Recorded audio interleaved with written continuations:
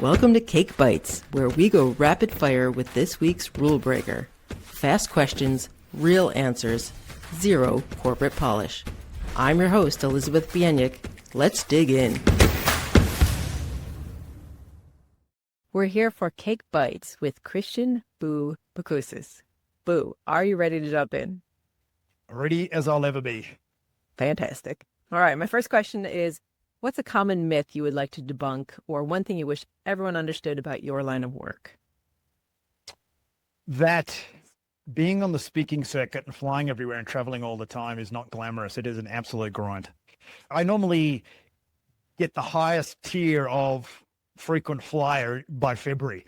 I now have airport anxiety from the amount of time I go to, and I fly, up the front, I do everything right.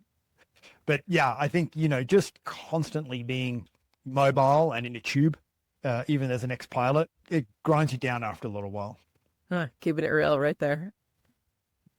What is the best or worst career advice you've ever received? The best career advice I ever received was, well, I didn't receive it, but I read it. It's kind of Guy Kawasaki, which is like the hardest thing about getting started is getting started. So I think for me, it's just start. And I've had that philosophy my whole life, which is just keep going. The worst advice, I haven't really got it myself, but I see other people give it, is get outside your comfort zone. Worst advice on the planet. Outside your comfort zone is where the amygdala hijack lives. It's where the emotion and fear live. So if you're putting yourself outside your comfort zone, what happens is you experience regressive behavior and regressive memory, which means you actually get worse. The best advice you can have is expand your existing comfort zone.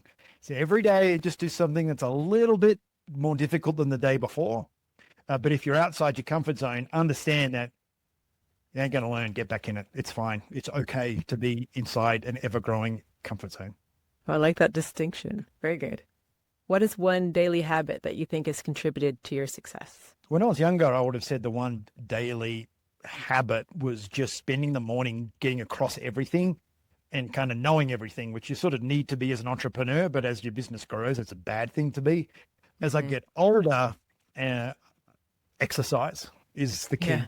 So at least an hour to an hour and a half every single day. You can walk. It doesn't have to be high intensity interval training, just get out, get in nature, look at the birds, look at the squirrels.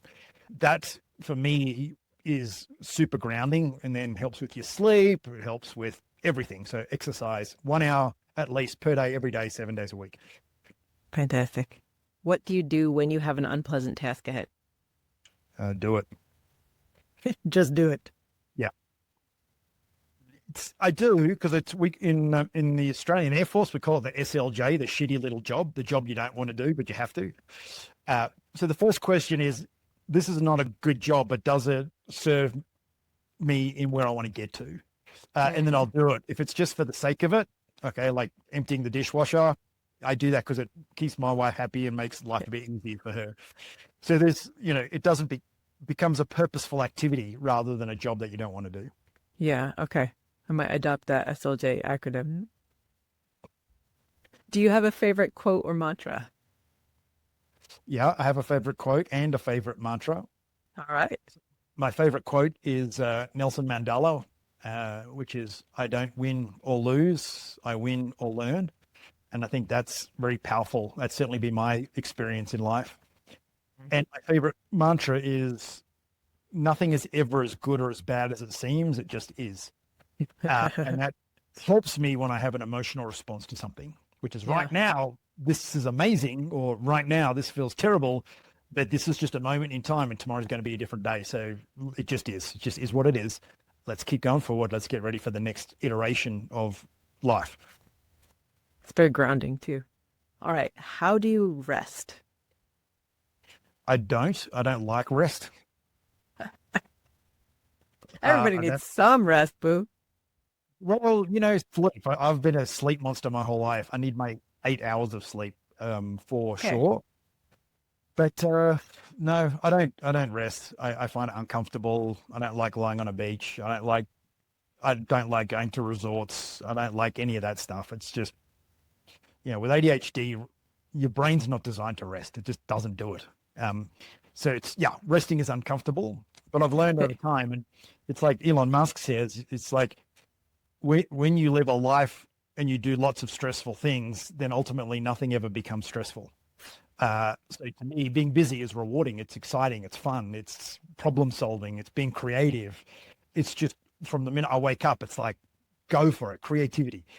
So, you know, even grinding is grinding to achieve a goal, to achieve an objective. So yeah, I'm the wrong person to ask about rest.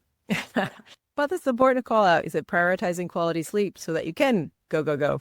So I think that is how you rest. So I'll take that. Sleep is 9:30 to bed, up at sort of 5:30, just really preserving that time, winding down, getting quiet, having the lights off, no electronics in the room. I think if you have a good sleep, it sets you up for success. Yeah, I think that's huge in and of itself.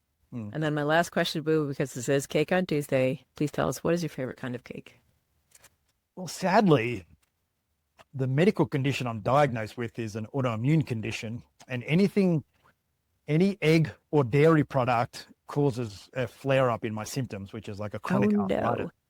So when it comes to cake, there's not a lot of cake that comes without milk or butter, but we have found at Whole Foods a vegan tiramisu, which is, I always loved tiramisu as a kid. That and a good trifle, or a pavlova. They're good Australian staples. But these days, I've got to just sort of be happy with my egg and dairy-free tiramisu. We'll take it, our cake any way we can. So Yes. thank you, Boo, so much for being here for Cake Bites. My pleasure. Thanks, Elizabeth. Thanks for joining another Cake on Tuesday celebration of beautiful disruption. Please share it, review it, and find more innovative stories at podcast.cakeontuesday.com. I'm Elizabeth Bienyik. Be bold, stay curious. Now go have some cake.